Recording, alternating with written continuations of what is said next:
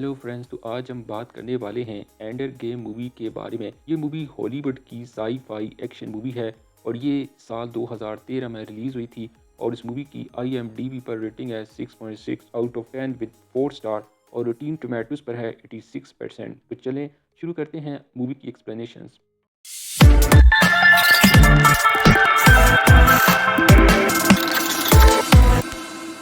तो मूवी की शुरुआत में हमें बताया जाता है कि आज से 50 साल पहले फार्मिक्स नामी एक एलियन आर्मी ने ज़मीन पर हमला किया जिसमें लाखों इंसान मारे गए। लेकिन मिलिट्री के एक पायलट ने अपने फाइटर जेट को एलियन की मदरशिप से टकरा दिया जिससे इंसानों की जीत हो गई और इसी जीत के बाद से ही इंटरनेशनल फ्लीट ने बेहतरीन बच्चों को ट्रेनिंग देना शुरू कर दी, क्योंकि बच्चे ज़्यादा सोचने की बजाय अपने मन की सोचते हैं और बिना डरे जल्द फैसला साजी करते हैं और इसलिए काफ़ी बच्चों को वार वाली गेम के ज़रिए ट्रेनिंग दी जाने लगी ताकि वो फार्मर्स के वापस लौटने तक ज़मीन की हिफाजत कर सकें। अब इसके बाद हम एंडर नाम के एक लड़के को देखते हैं जो कि बहुत ही ज़हीन बच्चा है और वो अपने से बड़े बच्चों के साथ गेम खेल रहा होता है और एंडर छोटा होने के बावजूद भी बड़ी ही आसानी से इसको हरा देता है। अब इन बच्चों की गर्दन पर एक चिप लगी हुई थी जिसकी वजह से दूसरी तरफ ऑफिसर भी इन्हें देख पा रहे थे। इसके बाद ऑफिसर एंडर को अपने ऑफिस बुलाते हैं और अंदर आने के बाद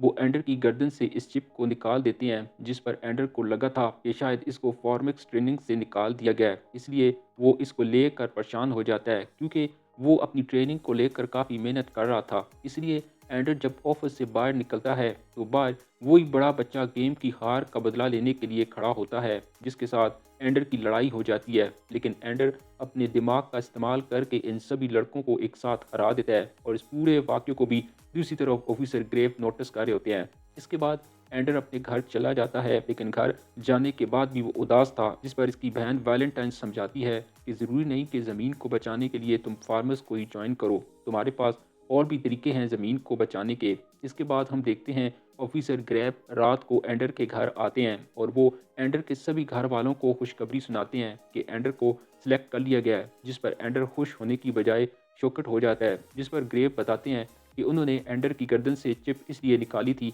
ताकि वो एंडर का रियल नेचर को नोटिस कर लें और वो एंडर को भी कहते हैं कि वो बहुत ज़्यादा ज़हीन और बहादुर बच्चा है और हमें अपने मिशन के लिए तुम्हारी ही तरह के बच्चों की ज़रूरत है। इसके बाद हम देखते हैं जहाँ एंडर को अगली ट्रेनिंग के लिए स्पेस में ले जाया जाता है, जहाँ पर इसी की उम्र के और बहुत सारे बच्चे होते हैं। बैटल स्कूल में सार्जेंट सब बच्चों को स्कूल के सारे रूल्स सिखाकर क्लास में भेज देते हैं, जहाँ पर एलियंस से लड़ाई वाली वही वीडियो चल रही थी जिसमें कि इस पायलट ने अपने जेट को एलियंस के साथ टकरा कर इंसानों को जीत दिलाई थी। लेकिन आगे की लड़ाई के लिए इन बच्चों को खुद तैयार किया जा रहा है। इसके बाद कर्नल ग्रेव सभी बच्चों को जीरो ग्रेविटी वाले बैटल रूम में ले जाते हैं, जहाँ इन बच्चों को स्पेस में लड़ने की तालीम दी जाती है और अब इसी बीच इन बच्चों को ट्रेनिंग लेते हुए काफ़ी दिन गुजर जाते हैं। लेकिन एंडर को अभी भी अपनी ट्रेनिंग में कुछ कमी दिखाई दे रही थी। दरअसल एंडर वो सारी ट्रिक्स और महारतें सीखना चाहता था जिसका इस्तेमाल करके पहले पायलट ने वो जंग जीती थी। अब हम एंडर को एक ऐसी गेम खेलते हुए देखते हैं जिस गेम में एक चूहा था और इसके सामने दो गिलास थे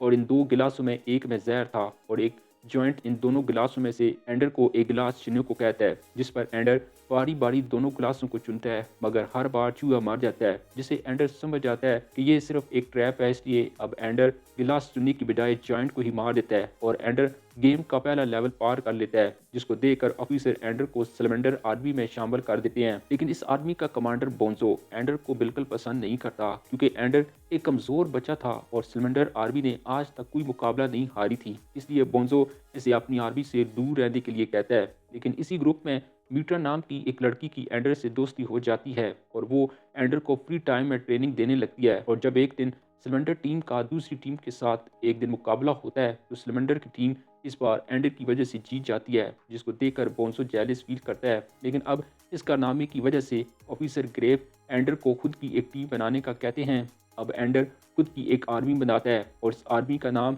ड्रैगन आर्मी रखता है और अब ड्रैगन आर्मी का मुकाबला सिलेंडर आर्मी के साथ करवाया जाता है और एंडर की अच्छी ट्रेनिंग और टीम वर्क की वजह से ड्रैगन आर्मी सिलेंडर आर्मी को हरा देती है, जिस पर बोंजो और भी ज़्यादा भड़क जाता है और वो अपनी हार का बदला लेने के लिए एंडर से अकेले में लड़ने चाहता है और एंडर अपने बचाव में बोंजो को लात मार कर गिरा देता है, जिससे बोंजो का सर पर इसके साथ टकरा जाता है और इस वजह से बोंजो अब शदीद जख्मी हो जाता है। अब इस हादसे की वजह से एंडर को बहुत दुख हो रहा था, इसलिए वो अब फॉर्मिक स्कूल छोड़ने का फैसला करता है, लेकिन एंडर की बहन वैलेंटाइन इसे समझाती है कि दुनिया को इसकी ज़रूरत है और अगर वो इस मिशन से पीछे हटेगा तो इसकी वजह से लाखों इंसान एलियन के साथ मारे जाएंगे। इसलिए एंडर एक बार फिर स्पेस में चला जाता है, लेकिन इस बार एंडर को इस जगह ले जाया जाता है जहाँ पर उन्होंने फॉर्मस के साथ जंग लड़नी थी और यहीं पर एंडर की आखिरी ट्रेनिंग की जानी थी। और यहीं पर एंडर की मुलाकात इसी पायलट से होती है जिसने कि 50 साल पहले एलियन की मदरशिप को तबाह किया था। और वो एंडर को वही वीडियो दिखाते हैं जिस पर एंडर देखता है कि मदरशिप के तबाह होते ही एलियन के बाकी जहाज खुद ब खुद रुक गए थे, जिस पर वो बताते हैं कि फॉर्मिक्स बिल्कुल चूटियों की तरह के होते हैं और इनकी कॉइन इनको लीड करती है और अगर इनकी कॉइन को मार दिया जाए तो वो सब खुद ब खुद ही मर जाते हैं। इसके बाद एंडर को इस बैटल रूम में ले जाया जाता है जहां पर एंडर को एलियन के खिलाफ इस्तेमाल होने वाले वेपन को चलाने की ट्रेनिंग दी जानी थी। लेकिन अब यहाँ पर एंडर अपनी ट्रेनिंग को लेकर काफ़ी एक्साइटेड था और सभी कमांडर भी खड़े देख रहे होते हैं। अब एंडर देखता है कि बहुत सारे एलियन शिप अपने प्लेनेट के आगे इस तरह खड़े हुए हैं जैसे वो अपना दिफा कर रहे हों। इतने सारे शिप को देखकर एंडर अपनी टीम को इन पर अटैक करने का ऑर्डर देता है और इस बड़े वेपन की मदद से वो बहुत से एलियन के जहाज़ों को तबाह कर देते हैं। लेकिन इस हमले के बाद भी वो जीतते नहीं, बल्कि एलियन के जहाज़ पहले से भी ज़्यादा तादाद में इकट्ठे हो जाते हैं और अब क्योंकि इनके वेपन को रीलोड होने में काफ़ी वक्त लगना था, इसलिए एंडर अपने सभी रोबोटिक जहाज़ों को इस बड़े वेपन के हिसार में ले लेता है। अब एलियन भी इन पर एक साथ हमला आवर होते हैं और एंडर की टीम के इस बार हमले से एलियन का पूरा प्लेनेट तबाह हो जाता है। ये अब करने के बाद एंडर बहुत खुश हो जाता है